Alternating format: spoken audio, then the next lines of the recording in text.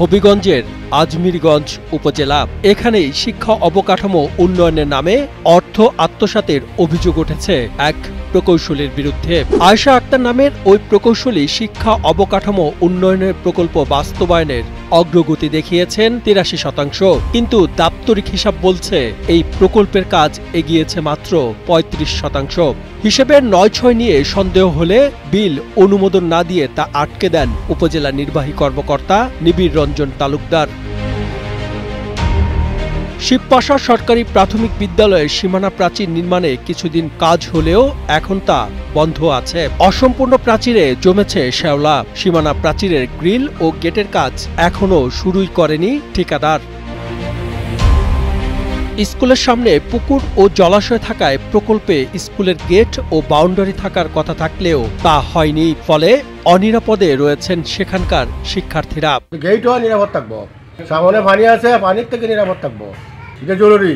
স্কুলের সব বিষয়ের লাগি আর বাচ্চা কাচ্চার লাগি, স্কুলের ছাত্রছাত্রীর লাগি এটা গেটের প্রয়োজন বেশি। শিক্ষা প্রতিষ্ঠানটির প্রধান শিক্ষক জানান, প্রকল্প কাজের নকশা পেলেও পুরো কাজ শেষ না করেই তা বন্ধ করে দিয়েছে ঠিকাদার। তবে কেন বন্ধ হয়েছে তা জানা নেই বলে জানান তিনি। আসলে প্রাক্কলনটা যেটা আমি ঠিক জানি না প্রাক্কলনটা কত, কারণ আমাকে কোনো পেপার বা চিঠিপত্র আমার কাছে আসে নাই।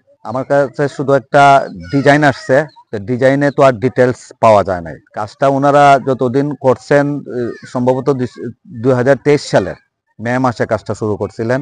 বসুন্ধরা টিস্যু অশুদ্ধতার বিরুদ্ধে এক বিন্দুও ছাড় নয়। ৫-৬ মাস কাজ করার পরে কাজটা বন্ধ করে দিয়েছেন। কেন বন্ধ করছেন এটাও আমি জানি না। প্রায় ১৫ মাস যাবৎ কাজটা বন্ধ আছে।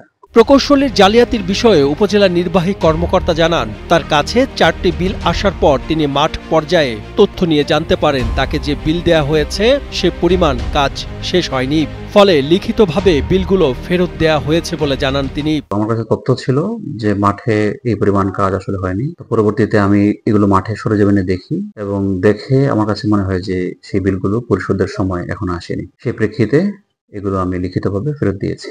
এদিকে বদলি আদেশে উপজেলা প্রকৌশলী আয়েশা আক্তার দ্রুত অফিস ত্যাগ করে চলে যান। এ বিষয়ে তার সাথে যোগাযোগের চেষ্টা করা হলেও পাওয়া যায়নি অভিযুক্ত প্রকৌশলীকে।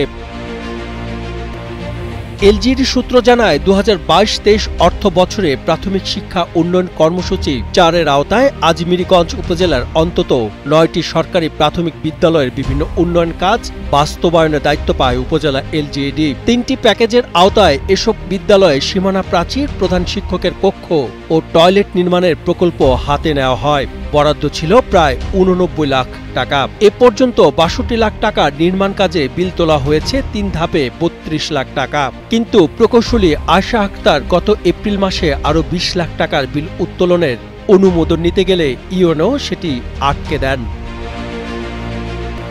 হবিগঞ্জ থেকে সাব্বির হোসেনের পাঠানো তথ্যচিত্রে ডেস্ক রিপোর্ট, কালের কণ্ঠ।